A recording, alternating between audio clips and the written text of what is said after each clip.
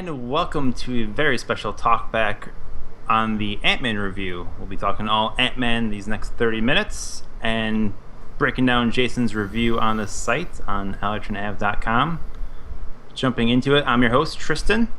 Joining me, of course, is Jason, and we've got Sweener also. What's going on, guys?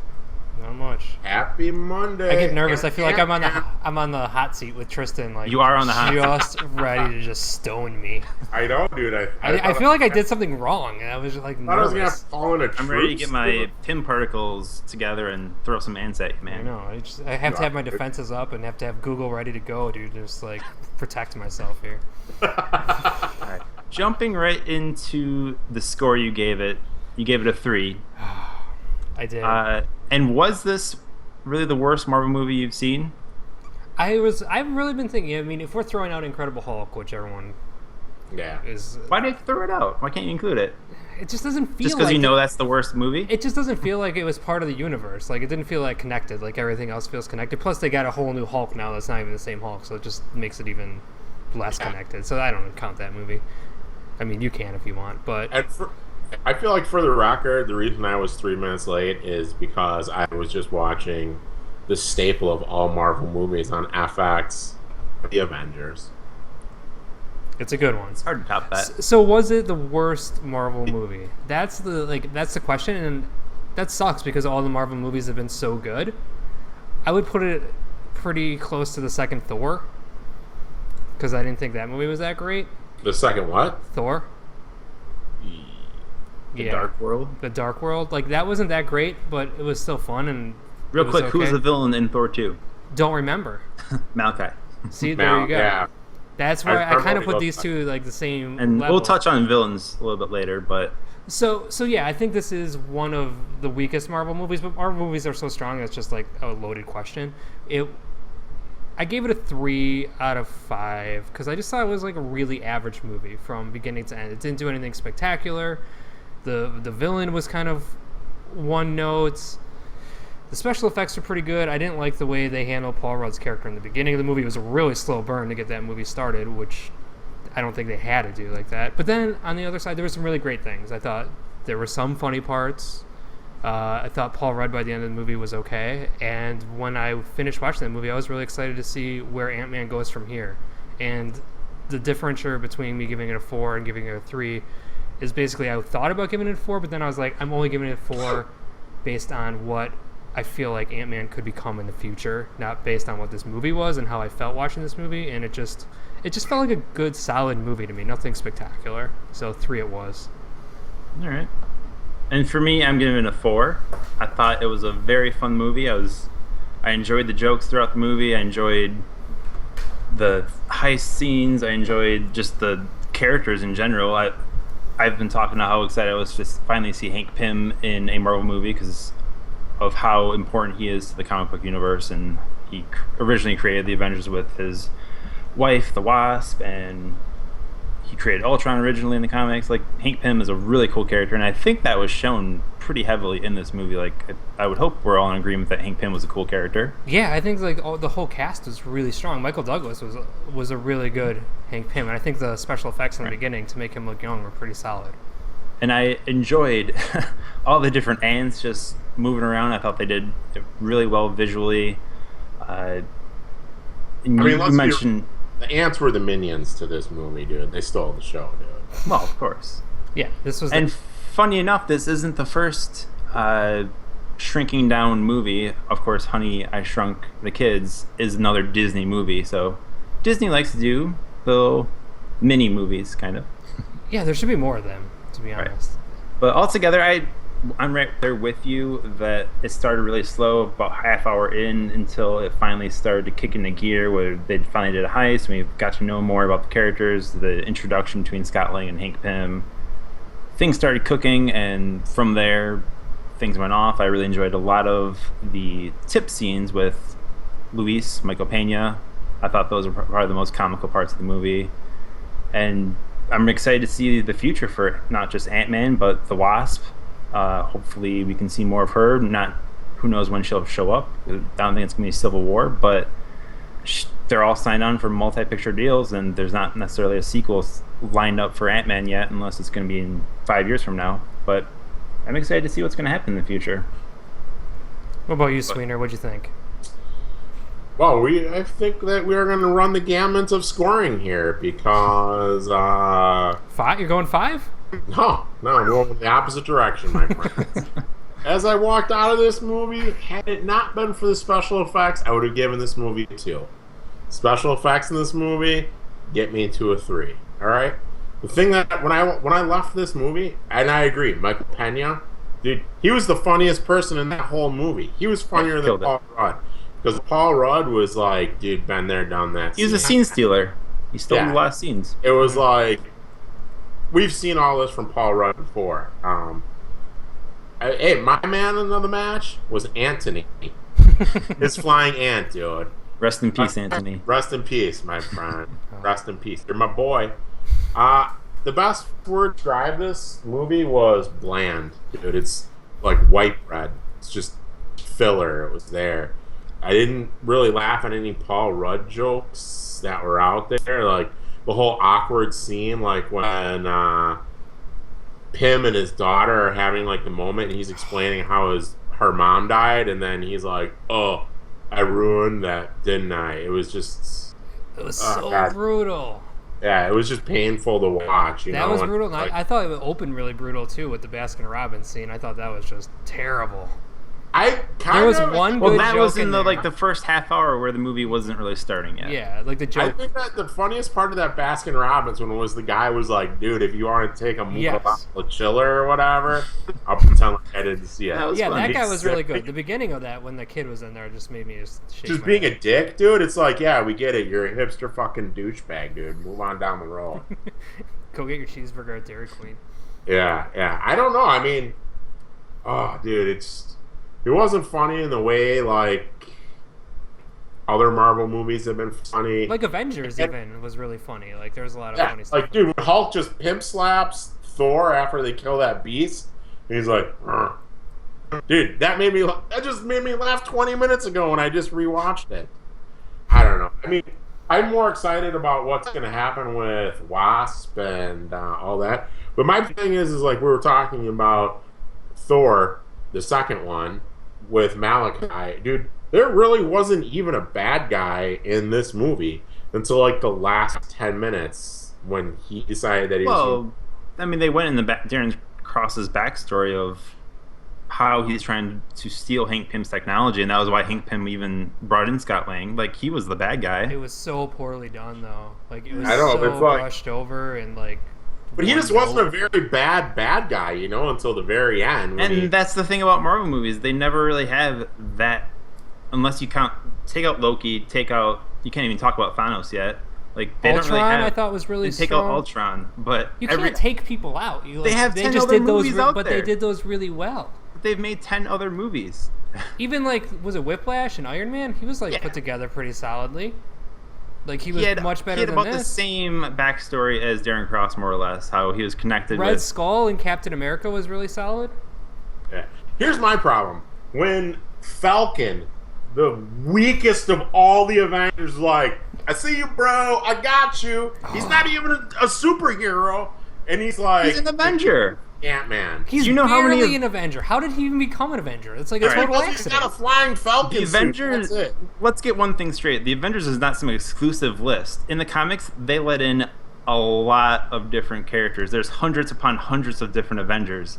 And Falcon is an important Avenger in the comics, and he's going to be an important character in the movies going forward. We'll see. The reaction to this has not been good. So in the Marvel movie universe, is Falcon the biggest bitch out of the whole crew? Of the Avengers that we know. Will Falcon ever have his own movie? No. Will Black Widow have her own movie? Will there be another Hulk movie? Black Widow might have her own movie. I could see that happening. Oh, dude, Hulk will definitely have his own movie. This Hulk from the Avengers, I'd like to see him. Yeah. That Hulk had his own movie. Well, they've got their lineup set for the next 5 years, and none of those guys have their own movie coming up. There's not going to be a Hawkeye movie coming up. You can't do Falcon a standalone movie for all those guys.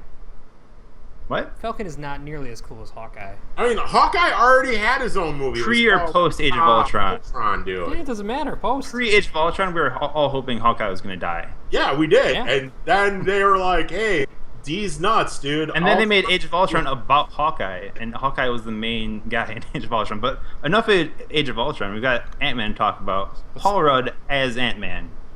You guys seem to not be too... Well, if you were to cast someone else as Ant-Man, who would you cast instead of Paul Rudd? I wouldn't. I think Paul Rudd's a good Ant-Man. I think I like Paul Rudd as Ant-Man. I didn't think this movie, did that... When I left the movie, I was like, fuck, man, I really love Ant-Man. Like, I like this character. I like what Paul Rudd could... Like, he had, moments where you're like, holy shit, Paul Rudd could, tap into that Robert Downey Jr. when he, kind of, humor in these movies when Robert Downey Jr. finally leaves. Paul Rudd could, kind of move into that position and do some of the great stuff. I just didn't think this movie went far enough or gave him enough room to play and just take that character to the next level.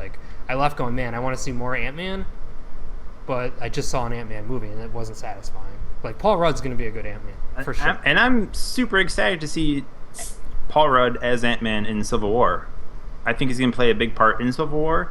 I think Ant-Man as a character is going to be a big part of Phase 3 of the Marvel movies, and the Wasp is going to be a big part of Phase 3 of the Marvel movies. Well, they made that. And who even knows really when she's going to appear next in another movie? She'll probably be in Civil War or something with Ant-Man. Then they said she won't be in Civil War.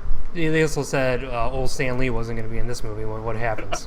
And how funny was that scene with Stan Lee? That was pretty good, right? No one saw that coming. That was pretty exciting. The tip scenes were just fantastic in this movie, I swer. The tip scenes were great, and we have to give Peyton Reed credit because he's the one that brought those to the table. Right. Even though they look very Edgar Wright-esque, they are 100% Peyton Reed. It was Peyton Reed and Adam McKay, and they brought in a couple guys to actually write those scenes, the actual dialogue, but the tip scenes were Adam McKay and Peyton Reed's ideas. Talking about director Peyton Reed, do you guys give him any slack for being put in the position he was in, of coming in, taking over directing role instead of Edgar Wright? Yeah. I mean, you said I was a little hard on him in my review, and I felt like I went back and pulled some layers off because I felt like I was piling on him, and it's not really fair because he was put in a really shitty spot. That movie was Edgar Wright's movie for 10 years, 8 years, something like that. And Edgar Wright's idea was a heist movie. That was the original idea. A lot of elements that were in this final movie weren't in Edgar Wright's script or anything. It was added many, many times later. But yeah, Ant-Man was one of the original movies that was supposed to come out with Iron Man, Hulk, and then it was Ant-Man. Iron Man, Hulk, and Ant-Man were supposed to be the first 3 movies that came out, and then Marvel passed on the first script. They revisited a few years later, they passed on it again, and things finally clicked after they put out that footage back in 2012, I believe. And it gave you kind of idea of what we're going to do with this Ant-Man. And it was an awesome... Yeah, I mean, jumping into someone's shoes that has their stamp all over a movie and trying to put it together, I guess, is a tricky situation, especially when you feel like the studio was not on board with what Edgar Wright was doing. They want you to rewrite a lot of it, but then they want you to keep parts of it. And I don't know, I still put him in the firing line for some of these horrible jokes and some of these weird setups and some of the pacing issues. I mean, he was the director after all. Yeah. That's on him, but I don't know. He's just But visually, I think he gets a lot of credit, for me at least. And he brought in his own cinematographer, a production designer, a lot of the macro photography he was a part of. That was what was weird for me. The tiny stuff I thought was really entertaining. I thought they did a good job filming that. And they had a good visual style. But then the actual heists themselves, I didn't think those were visually. Right. They were nothing. It was just I don't think they had the energy they needed to have for a cool heist, to come off. We've seen some pretty exciting heists cool with Ocean 7. And you didn't think it was cool with Scott Lang first breaking into that vault and I thought it was pretty cool. The ideas, what he did was pretty cool, but I wasn't all in on it. I don't know why. I just wasn't. I think the thing that I had the hard time with those when he broke into that whole thing was everything was right there, dude. He had everything he needed to make a fingerprint, dude. And then he's like, oh, look, I've got everything I need to freeze up the inside of this safe. He's a smart guy. He's an engineer. All in 2 minutes. But like, Engineers are smart. I but the know way some everything engineers fell are into smart. place. I mean, And you it's know the what Pym movie. and Pym did say, And like it's comic book. he allowed him to do it, so maybe he had all those things like Right. put in his bag or in his bag of tricks. You never know. But yeah, I'm with you on that one. But Peyton Reed, he did the best he could, and I mean, this is the guy that did Yes Man, Bring It On, and like the breakup. He's not like a fucking. He's just like, it's a weird movie. And to I put enjoyed him all in. those movies. And I enjoyed Ant-Man, so No, I guess I'm just a like pain in the Marvel gut. could literally just put a piece of shit on the screen and have it dance for 2 hours, and you'd be like, it was pretty And good. Chris was, hey, dude. They've got some tough That was the movies best. That was the coming out best in a CG few shit I've years. ever seen. If they were able to get Guardians of the Galaxy and Ant-Man off, they've got some even tougher movies coming out with Black Panther, Captain Marvel, Doctor Strange. Those are some tough movies to do. That's I think interesting because Doctor like I wonder if Strange is Doctor Strange is going to be hard for them to do because it's just going to like if it films right and they do like the promotion right, like I think they didn't do Ant-Man right. Like it could be like something people are like, holy crap, that looks really cool. Like that whole mystical angle we haven't seen. So that one I don't think is as tough a sell as Black Panther. Right. I think that's gonna be the easier movie to do. Yeah, Black Panther sounds like a tough one. Like I don't know how. So they're we'll gonna see do that. how Black Panther will be introduced in Civil War. So we'll see that at least he gets a starting point, Yeah, but a jumping on point to some degree. and no one knew who James Gunn was really until he did Guardians. So Yeah, he did a lot of like B series horror movies, kind of. maybe but, yeah, Peyton Reed was too big of a director for this project, having done possibly big movies. And like Peyton Reed almost directed Guardians of the Galaxy. I'll remind you also. It's interesting. He did all right. He held his own. I don't know who had their hand in the casting. That's the question, because Well, all the casting was set up before Peyton Reed came on. and that was the best part of this movie. Those guys Right. carried him from top to And bottom. talking about the casting, Michael Douglas as Hank Pym, Evangeline Lilly as Hope Van Dyne, Michael Pena and T.I. and Ti crew. was awesome. How Dude, great was they fucking were Ti, actually man? really funny, dude. When they got caught in the van, T.I. dude, I scrolling thought one of that the cop funniest car? things was the horn to the van, dude. That was a pretty good horn. That was pretty good. And I will say the one part where I did laugh out loud was when Pena was like telling the story, but everybody else was talking, and they were like totally talking like him. That made me laugh. Yeah, that was great. I laughed when Ti jumped in that cop car and just took it off. Like I was like, yes. that was really good. See, guys, there are funny parts of the movie. Hey, I went on record saying it was a solely good, solid movie. It's just because it's not a 4 doesn't mean it Well, wasn't a good Sweener movie. thought it was a 2, which is not a solid movie. Wait, and Sweener most- said it was a 3. I thought you said 2. No, I said the special effects. Maybe and I wasn't other listening things then. Gave it a 3. Yeah, so. it was a 3. Okay. I mean, 3 All is a right. totally Thank goodness for special in our effects. scale. 3 is like a totally average I thought movie. like It's a the good special summer movie. effects and all that stuff. I thought the ants brought it to a 3, dude, because I thought that was pretty clever. The I ants did like- were so awesome with I how did they like were used as Anthony and fists all and that whatnot, stuff. and Yeah, the ants were really good. They did Control I mean, the why did ants. the ants die, dude? Why? Assholes. Yeah, what was up with that? And one single wing falling to the ground. The fact that they built very him dramatic. up so much, like they did a lot of things to build up Anthony. Like there was multiple times they had little conversations, like he talked about him, he built him up, and then they just I feel like they just killed him just to have Paul Rudd say, "You're gonna regret that." they're Which about to is do an Anthony awful. spin-off movie. You know, like why not have him in the other movies? I don't understand that. I guess don't Well, get why they would kill him off. I guess just the fact for that a he's cheesy an line. ant. Ants are kind of delicate. I mean, how many ants died in the During fight the- between Ant-Man and Yellow Jacket? A lot I of know, ants. but it was good to have like Bit of your dust. one loyal ant. That really pissed me off. Like Yeah, I it mean, I just felt they did it in a shitty way. That's why they That's built like it up Roy and just let it Rogers go. not having Trigger, dude. Yeah, it's silly. Flashback. But I thought Evangeline Lilly was actually like one of the best parts of that movie. Like I thought she was really good. And speaking of Evangeline Lilly's character, Hope Van Dyne, who is not a real character from the comics, there is an alternate version of this character. She goes by Hope Pym, and that's in the Marvel, the MC2 universe, where she actually plays a villain at some point and forms a team called the Revengers to take on the Avengers.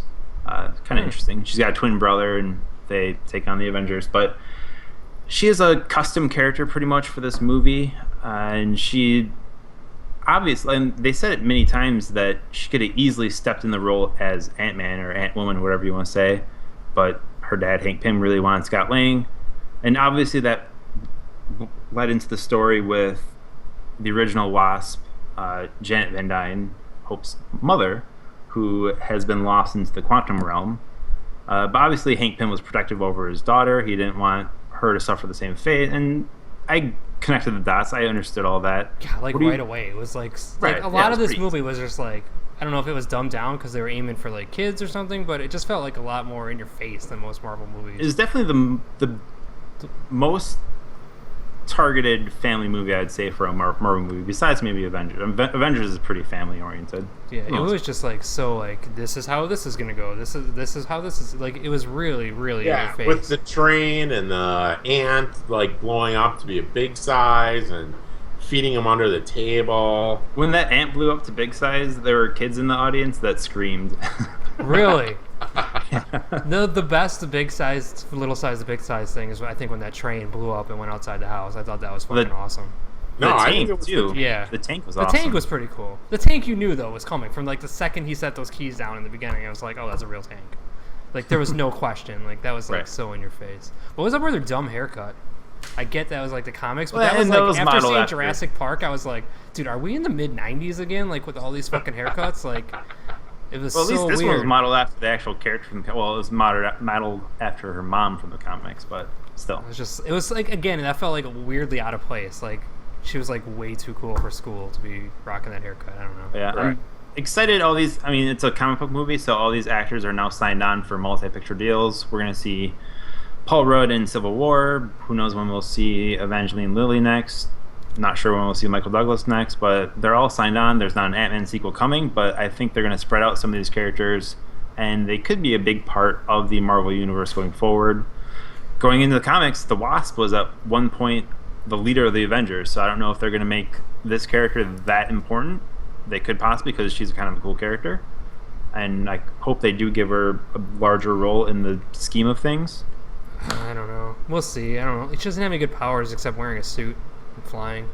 Right. She's like Ant-Man with wings. Well, they haven't showed she's like Falcon. The real powers of the suit. They showed the wings, but she's in the comics. She's able to shoot electric charges from her hands. She's able to obviously do the shrinking and whatnot. I only need one shrinking person, and I'm good. And she can get bigger, also. So who's firing up all the Pym juice, dude?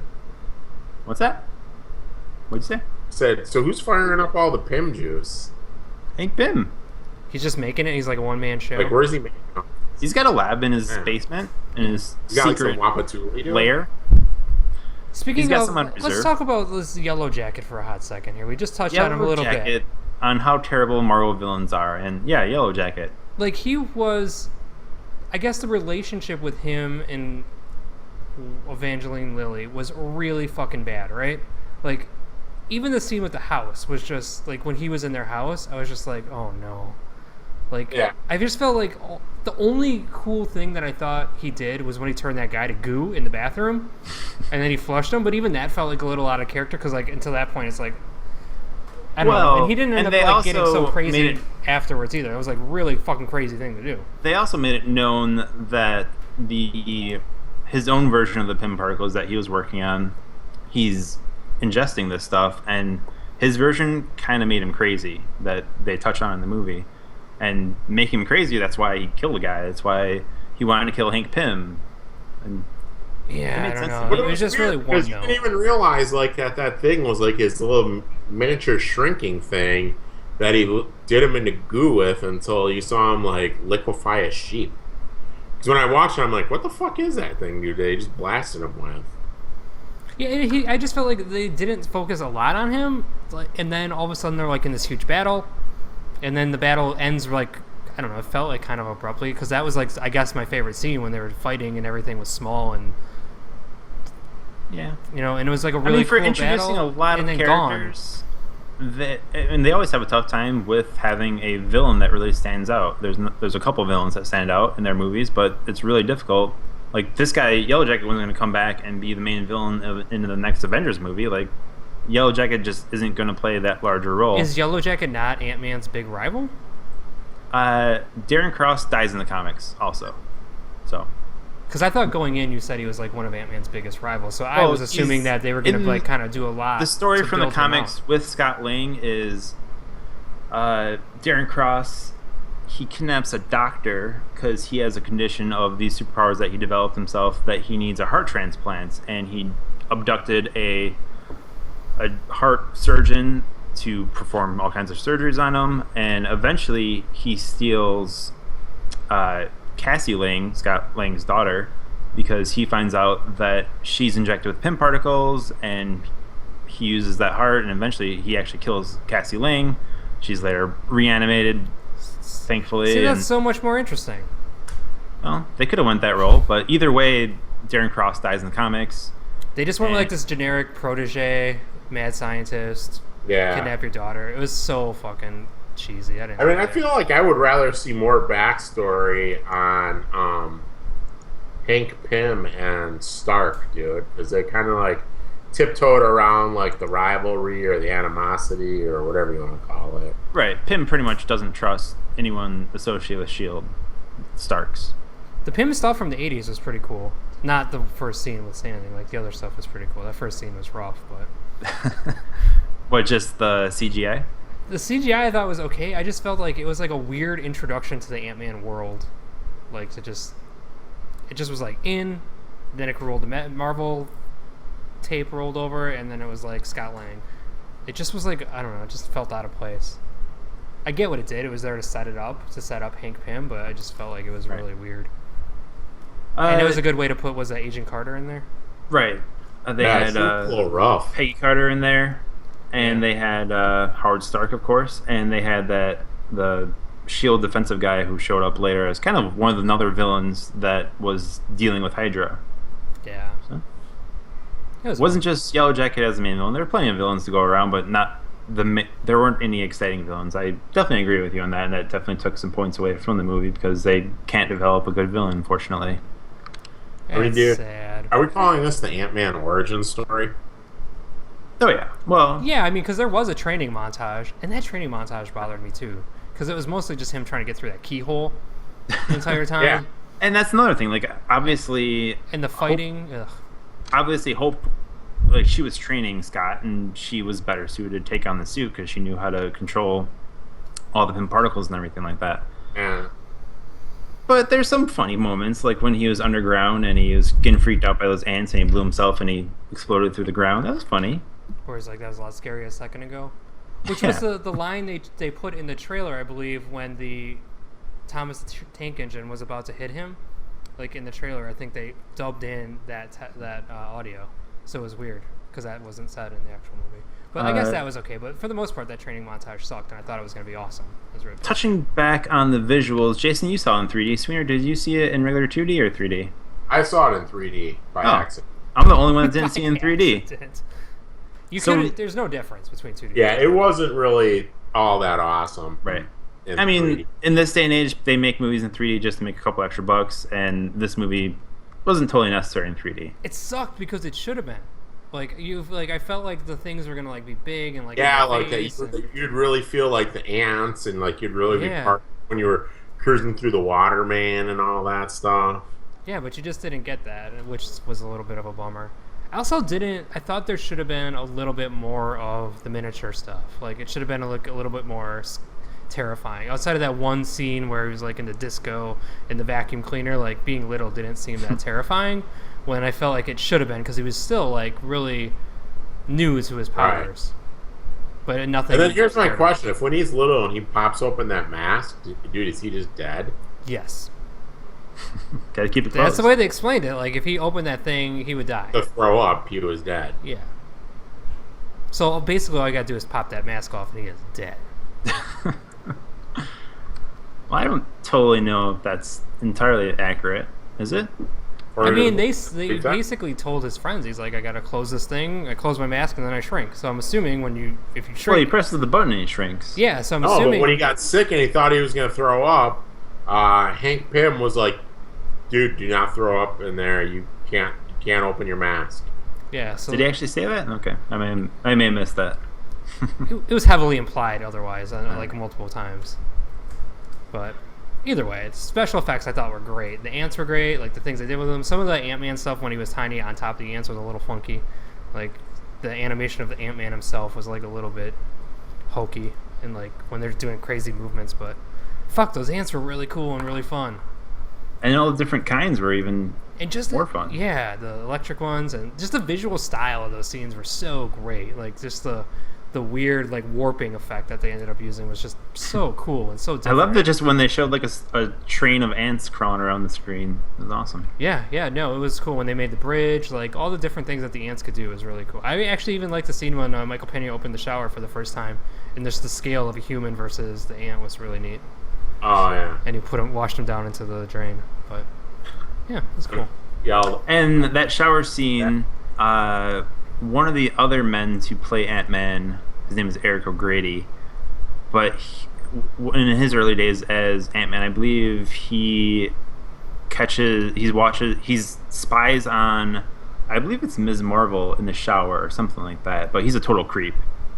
Like that version of Ant-Man, Eric O'Grady, he uses the Ant-Man suit just for personal gain entirely. That's an interesting. I mean, the way Paul Rudd was set up in the first half hour of this movie, I wouldn't be surprised if that was the way they went with his character. They made him such a fucking bad dude. But I mean, that's the problem with how many rewrites they they just had. made him a bumbling idiot.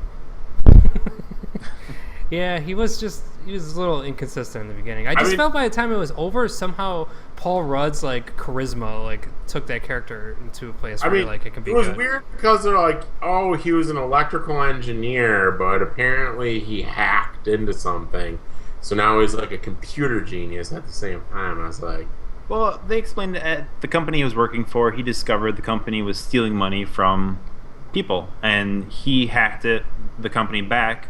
That he made the company pay back all the people they were stealing from, which is why he got sent to jail. Which is very noble.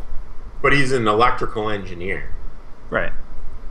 Not a computer hacker. Well, he has a master's in electrical engineering. He said, "Who knows? I'm sure he took plenty of courses in electrical engineering, also maybe." I don't know. The hacker they had on their team was pretty clutch, so he didn't really need to show off his skills. I love it in this day and age. They still have like the 1 to 100% little screen that you have to wait until it gets 100%. Oh yeah. Yeah, it's like, come on, dude, get a faster computer, man. Maybe he was just using like some normal Time Warner Wi-Fi. Well, we touched on Ant-Man and the quality of the character. We're all pretty much excited to see Ant-Man in the future. But going forward, we saw the mid-credit scene of Ant-Man with Hope Van Dyne. She was given the Wasp costume, the power suit, by her father, Hank Pym. What any hopes on seeing the Wasp, and where do you want to see her? I mentioned that in the comics she at one time led the Avengers. Could she play that big of a role going forward, or not really? You've already like beat the shit out of this being like the next big character, and like you're being super excited for Wasp. I already said I'm not that excited for it. I thought it was a good mid. She was the very first originator of the Avengers. The cool thing is, I don't care about any of the lineage. Like, I mean, I care about it in the fact that it's like neat and it's historical, and it'd be cool if they like stuck to it at some point. They're telling their own history. Yeah, they're like kind of like reimagining all these things anyway. So I just want if I want one miniature guy, Ant-Man's my miniature guy. I don't want like 4 Iron Men. I don't really like War Machine. Well, that Iron much. Man's got an army of Iron Men. Yeah, but there's only one Tony Stark, and like the other ones like War Machine are like kind of a joke, and like Falcon is like a bootleg Captain America. I feel like it's just gonna become like this cheesy love story, like Hank Pym and his wife were like they were just like this dynamic duo. Yeah. And the fact that they weren't necessarily a dynamic duo, like it wasn't Batman Robin where Batman's the main guy and Robin's just the sidekick. Like Ant-Man and Wasp were at many points in the story. Wasp was like the main character. She named the Avengers. She brought the Avengers together, and she was an important part of the Avengers. So, yeah, I mean, if you want to put a strong female character in Marvel, there you go. Like put her at the center of the Avengers. That'd be really pretty cool thing for them to do. And you would think at some point you're going to not see Captain America, you're not going to see Iron Man, you're not going to see Thor in maybe the next Avengers movie. You're going to see a new slew of characters, maybe Ant-Man, Doctor Strange, Captain Marvel. That was the Black weirdest Panther. thing for me when I started like breaking down this movie. It was like, oh shit, like Falcon, Ant-Man, and Falcon. The Wasp are like, this is the next round of Avengers. Like once Robert Downey Jr. and Chris Evans and all these people hang up the boots, this is what we're left with. That's not a great base. Like, we need to recast Iron Man, and Captain America, and Thor stat. Like, I don't think these characters are that strong. They're fun, they're interesting, they're neat, but they're not like. Well, maybe these next few movies will strong. hit it off with Black Panther and Doctor Strange and Captain Marvel. And Guardians of the Galaxy. Some of these Guardians of the Galaxy could be linked as members of the Avengers also. Yeah, I guess it's weird, yeah. Because I guess they haven't done a really good job, and I guess if Falcon's the first one they're showing it, of like how broad the Avengers can get and how many different people can be in the Avengers. They haven't done a good job of that so far. It's just like, these are the Avengers, and like their marketing is like, these are the Avengers. You guys know these Avengers. And now Falcon's in, and you're like, oh shit, wait, Falcon's really in the Avengers? This guy does not look like he belongs in the Avengers. Oh, come on. Don't be so harsh on Falcon. He did Falcon not look like he deserves... belonged at all. He Why? looked like he was like just like this B-rate guy that couldn't get into the security thing. He was only out there because they didn't let him in. Like, they locked him out. And he looked even worse in the post-credit scene when he's there with Captain America. He looked like Captain America's little lackey. Like, he was like his assistant. In the post-credit scene, and they're linking Ant-Man to Captain America Civil War, where Falcon knows a guy who's Ant-Man, as they're in a tough situation in the post-credit scene where... They already told you that earlier. Like, right before the movie ended, they were like... The whole setup of that other they joke said that he was looking for a guy, but who knew if he wanted to fight him, why he was looking for Ant-Man. It was pretty clear. How was it clear before the post-credit scene? Because they did the entire tip scene joke about a guy looking for him. It was clearly Falcon was looking for him for a good reason. What was the reason? To put him in the Avengers. And he whooped his shit. Yeah, it wasn't like to beat him up. They didn't connect that until the actual post-credit scene. It was like the most connected thing you could have done. Falcon told Captain America, I know a guy, because Winter Soldier was in like a vice with his arm, and they mentioned because of the Accords, they couldn't contact Tony Stark. What are the Accords? That's the big registration act that will be taking effect in Civil War, to be guessed upon. But they're in a tough spot, and they're drawing a line in the sand pretty much where they can't necessarily contact their other Avenger teammates, and that was the coolest part of the post-credit scene. Not the part that connected Falcon and Ant-Man, that part that you just said. Because I was like a little bummed out. I was like, oh man, we just did that, now we're doing that again. It's like, we know Falcon's looking for him. Like, give me a little bit more. So that post-credit scene was a total letdown. I mean, it was so clear, Tristan. Like, you can't give him a pass. They didn't on say, I'm looking for him because I want him to join the Avengers. You could have been looking for him because we all knew going into this movie that Ant-Man was going to be in the Avengers. So you're the one that was beating us over our head. If you didn't get that from that, you're lying right now. You're just flat out lying. I'm pretty sure you knew that, Tristan. You're going crazy. From when I saw that last tip scene, you were like, "Oh, you saw the tip scene, and you're like, oh my god, I can't believe it." Falcon are they going to fight again? What are they going to do? You are crazy right now. They want to become part of the Avengers. They didn't say that until the post-credit scene. So if there was no post-credit scene, you would have left that movie going, shit, dude, I think the next Ant-Man movie is going to be Ant-Man versus Falcon. Yep, that could be the next movie. You are full of shit. Because the post-credit scene, they connected You are full it. of shit. That is hilarious. What? They connected it with the post-credit scene. I don't know why... They connected it for like a 4-year-old. You're assuming things. No, you told us flat out going into this movie that Ant-Man was going to be in the Avenger movies. Everyone knew he was going to be in the Avenger movies. Most people knew that he was filming Civil War a few months ago. So how would you think it was going to be anything else? You thought Ant-Man was going to be in Civil War fighting the Falcon? He could have been. You are crazy. They were just lying to us about it, like there wasn't going to be no Stan Lee or any end credits or anything like that. Well, you can't go into these movies saying, oh yeah, I already know Paul Rudd filmed 3 movies after this, and they're all connected to the Marvel movies. You have to play along with the actual story that they're telling. No, you don't. Can't just guess and assume. No, if you know what they're doing, and you know what they're doing. It laid it out. Yeah, so you're pretending that their next 5 years of movies that have been slated don't exist. You're just going in going, man, I wonder if they're going to have a Black Panther movie. They officially announced right there in the post-credit scene, hey, I know a guy because we're in a tough situation and we can't contact Tony Stark because of the Accords, because of the superhero. But you knew Falcon was looking for him already, Tristan. Right. You already knew. Well, yeah, I knew, but why was he looking for him? Because the last time we saw Falcon and Ant-Man, they were fighting each other. Why would he put him in the Avengers after they were fighting? Hey, let's just do this. He beat him up and he was like, wow. There's 3 of us, so there's a definitive winner. Who here thought that Falcon was looking for Ant-Man to join the Avengers? Say aye. Aye. But you didn't know why. Opposed, say nay. It was clear that Ant-Man beat the shit out of that C-tier Avenger, and that C-tier Avenger was like, dude, we need to get him on the team. I need another one of these guys to make me not look so bad. He had the That's how the Avengers work.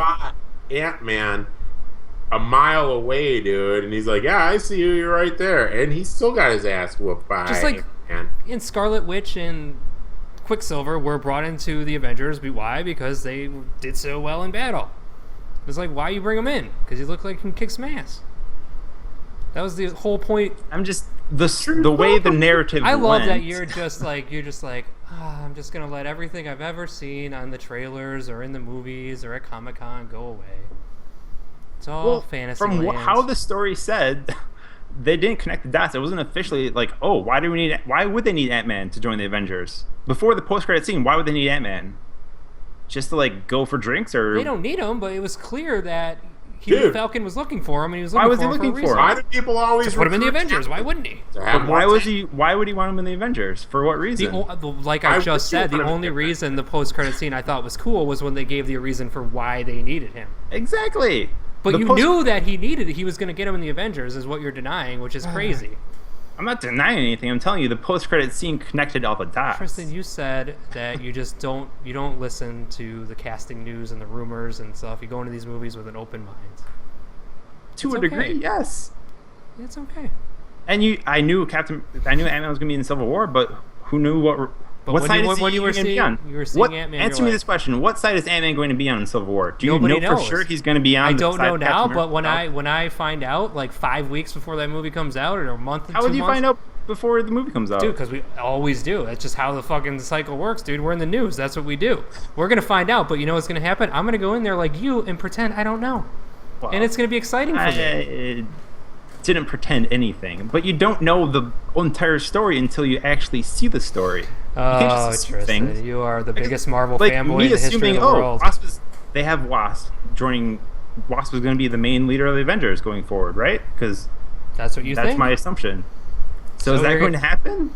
No, not until the story actually comes out. No, but we know Ant-Man is in Avengers. We've seen it. We know. Not exactly what we're talking about, dude. They didn't need the last 1 minute fucking popcorn trailer to connect the dots.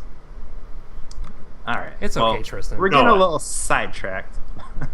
But to end our talkback discussion, Ant-Man, we gave our scores already, but going forward, how much of a part of the Marvel Cinematic Universe should Ant-Man be a part of going forward, and is he warranted to even be a part of it? He's going to be he's going to be a cool addition to the universe because he can do cool things. How big is he going to be in the movies? Maybe he'll play like a Hawkeye style role, like where he's like a I'm more interested in fringe character. Hawkeye now. I actually don't love Hawkeye. You were like one of the people that left that like almost everybody. Well, after Age of Ultron, like, you're meant to Hawkeye's great. Okay. Nah, dude, I still was hoping he was going to get waffed in that movie. Guy's boring as fuck. I'm more interested in the Pym Stark storyline than I am about Ant-Man. I want to see Paul Rudd. I want to see Paul Rudd like really just take this character to the crazy Tony Stark levels. If Paul Rudd could drink some Minotaur at some point in time, dude, that would really piece this whole thing off.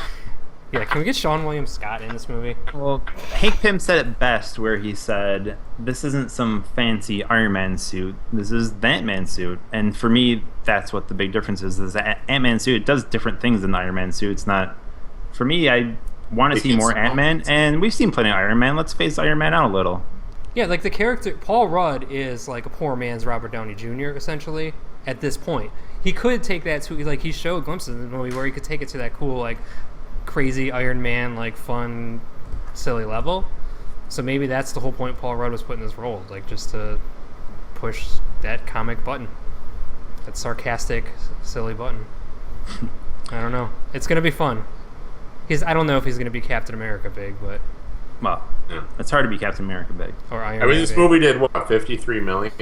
58. It did 58. The lowest grossing Marvel movie since The Incredible Hulk. Yes. Which is crazy. And it was a few million short from, I believe it was Captain America First Avenger. Yes, not adjusted for inflation. Let's not forget that. You love your inflation. I mean, you can't compare apples to apples without comparing them properly. Time value of money. So, I mean, how does that play in? I mean, how do you feel about that, Tristan? The lowest And the rated Marvel fact, movie? well, and the fact that Ant-Man had the lowest budget amongst all those movies at 130 million. That's a big deal to talk about also, because movies make back their value once they get over their budget, obviously. Maybe and it 100 needed less because it was doing most of its stuff green screen CGI. Maybe it didn't need any of the big Yeah. explosions and set pieces Well, and stages. just the fact that it was still on par with Captain America: First Avenger and the first Thor movie, and but for a those were lower the budget movies that tells me brought- something. Those were the movies that brought us to the Marvel Cinematic Universe. Dude, the universe has been established, so for them to still not do what Captain America did is pretty sad. To not be Right, able to a hit few like that million. $80 million range, it's a little bit shocking that they couldn't, like, especially after Guardians blew up last year and did like 95 or whatever it Well, did. they were also faced with a comedy in Trainwreck that had 30 million, which is pretty good for a comedy. Yeah, but I just feel like But the it Marvel did the fan throw base in is- Minions, who had broke all kinds of box office records the week before. It was like a little bit scary for a second there. It almost looked like it was going to be the first Marvel movie to not hit #1. But it pulled it Yeah. out. Tristan, 2015 you can has sleep been a- easy tonight. Marvel's still There's #1. 3 movies of 2015 that are in the top 10 highest grossing movies of all time. Like 2015 is a huge year for movies. Even Age But of that's Ultron not is still in adjusted for theaters. inflation, though. That should. I believe that movie, like when you start talking about these top 10 movies of all time, it should be ticket sales, not dollars made anymore. Like that's Right. a trivial. Well, that's not how the lists are formulated, though. But Well, I'll actually make a database for everybody. And come to my Can. fucking database. we can Not definitely have opposed to that. Sweeter It's and no I'll make a problem. fucking spreadsheet, dude, and you can come to our site Dude, and find out the top alright. 20 Hey, movies of all hey. time by ticket sales. Pivot tables and everything. Dude. Parting thoughts on Ant-Man. Last parting thought before we say goodbye. I love Ant-Man. Sweeter? Fact. I'm intrigued for more to come. More Pym versus Stark, and I'm on the Wasp train. Greatest movie of all And- time, Tristan? Not the greatest movie of all time, Best but best Marvel movie of the summer? of the summer, I did actually enjoy it more than Age of Ultron, despite my review score on Age of Ultron. But I enjoyed it more. I had more fun with I it. feel like Sweeter's about to punch you through the screen. You can't control how I feel. That's just how I feel, man. Tristan, you feel like whatever movie came out the last was better than the last. But before talking about Age of Ultron, but Ant-Man, they touched on the quantum realm, the micro universe in the comics, which I think is going to be really cool going forward. We'll see more of that in Phase 3. And I'm really excited just to explore everything with quantum realm. Everything about Avengers was better than this movie. The bad guy, the characters, the humor, the pacing, the fight scenes, every single part of that I movie was enjoyed better. the ants and shrinking more than Age of Ultron. So Wow. We'll remember that when we talk Marvel next. Yeah. Big bird. 3 out of Nope, 5. I'm not- Average movie. Go see it. It was okay. all right. We'll catch you next time for our next review Talkback. Be sure to join us on Adapted, as we'll talk a little bit more Ant-Man this week. And, of course, join us all week long on allertonav.com. And don't forget to catch us on Block Party as we talk video games for the week. We'll see you next time.